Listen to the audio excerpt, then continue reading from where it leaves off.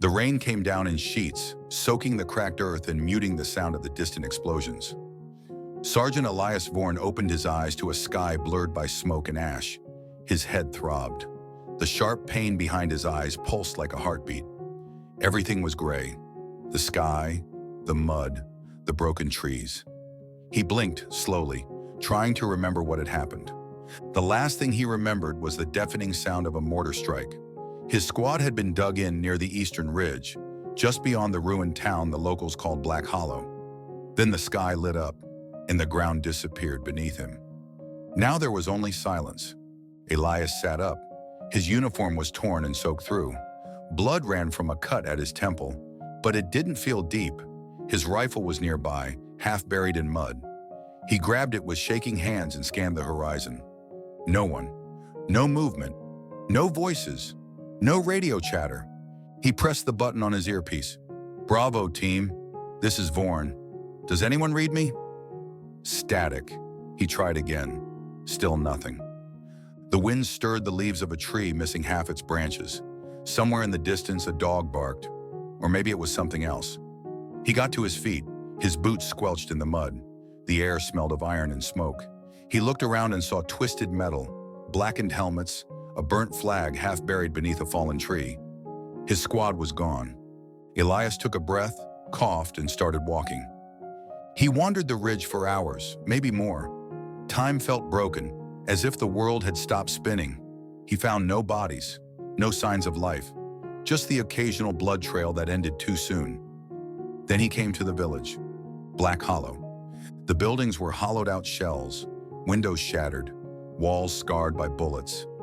Elias had passed through it days ago, but now it looked older, as if it had been abandoned for decades, not days. Ivy climbed the stone walls, moss-covered doors. A rusted swing creaked in the wind. He stepped through the village square. In the center stood a statue, once a soldier holding a flag. Now the flag was gone, and the head was missing. Elias's boots echoed on the cracked stones. He heard a whisper. He turned sharply. Nothing. His breathing quickened. He checked his rifle. Loaded, safety off. Another whisper, softer, like someone exhaling his name. Elias. He spun again. Nothing. The static in his radio crackled, then stopped. For a second, he thought he heard music, a lullaby, then silence. He moved faster now, past the broken church, through the twisted metal gates that led to the far side of the village. That's when he saw the camp. Tents, burned, cots, empty, radios, dead. Elias searched every tent. No one. No signs of struggle. Just an uneaten meal on a tin plate, a half-written letter, a photo of a woman and a baby. He found a journal in one of the tents. Its cover was torn, but the words inside were clear. "We've been here for 6 days, no contact with command. Something's wrong. The sun doesn't rise like it used to. There's no night, just gray. Some of the men hear things.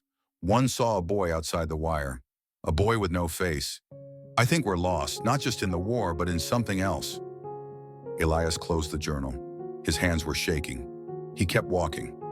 That night he dreamed. He was in a house, not one he recognized.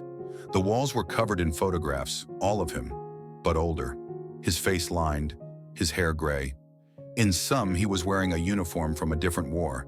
In others, he looked peaceful, sitting by a lake, holding a child.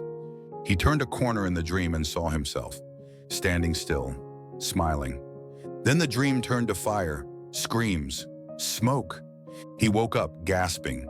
The camp was gone. Not burned, not empty, just gone, replaced by forest. Elias stood in the clearing, confused and alone. The forest was wrong. He walked in one direction for hours and returned to the same clearing. The compass spun. He carved a mark on a tree, moved forward, came back to the same mark. Time meant nothing here. His beard had grown, his fingernails too. But the calendar on his watch still blinked the same day. He saw the boy, once, maybe twice. Small, pale, no eyes, just smooth skin where they should have been. Elias didn't follow. He didn't run either. He just whispered, "I see you," and the boy vanished. Then came the tower, metal, rusted, covered in vines, a communications tower. He climbed it, slowly, painfully. Each step felt heavier than the last. When he reached the top, the wind nearly knocked him off. The radio was still there. He powered it on, static. Then, Elias Vorn? His hands froze. "This is Echo Command. Repeat, identify yourself." He swallowed, pressed the button.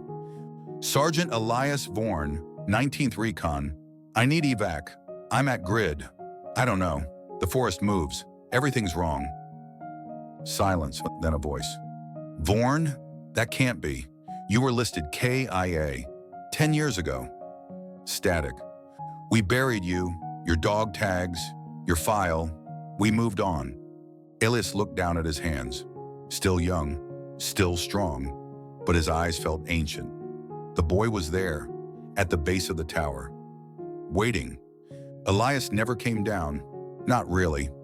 They say sometimes when the fog rolls over Eastern Balkar Ridge, you can hear a voice crackling through static, calling out, still trying to get home, still walking, forever. Subscribe for more gripping survival stories. You don't want to miss the next one.